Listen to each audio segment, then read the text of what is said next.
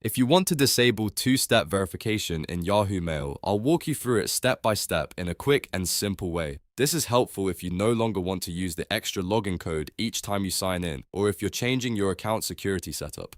Just keep in mind that turning this off can make your account less secure, so only do this if you're sure it's the right choice for you. If this tutorial helps, please hit the like button and subscribe for more easy how-to guides. Let's get started. First, open Yahoo Mail and sign into your account if you aren't already logged in. Once you're inside, look to the top right corner of the screen and click your profile icon. This is where Yahoo keeps your account settings and security options. After that, click Manage Your Account.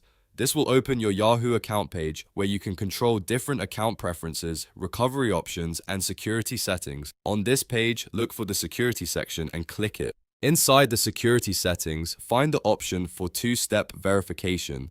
This is the feature that adds an extra layer of protection when you log in. To disable it, turn it off. Yahoo may ask you to confirm your identity first, so if a password box appears, enter your password carefully. Once you've entered your password, click Confirm to finish the process.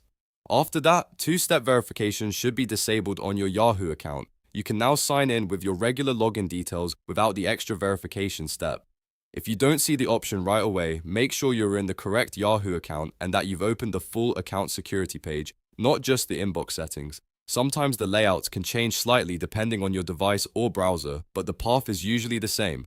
Profile icon, manage your account, security, and then two-step verification. That's it. You've now learned how to disable two-step verification in Yahoo Mail. If this video saved you time, please give it a like, subscribe to the channel, and turn on notifications so you never miss another helpful tutorial. Thanks for watching, and I'll see you in the next one.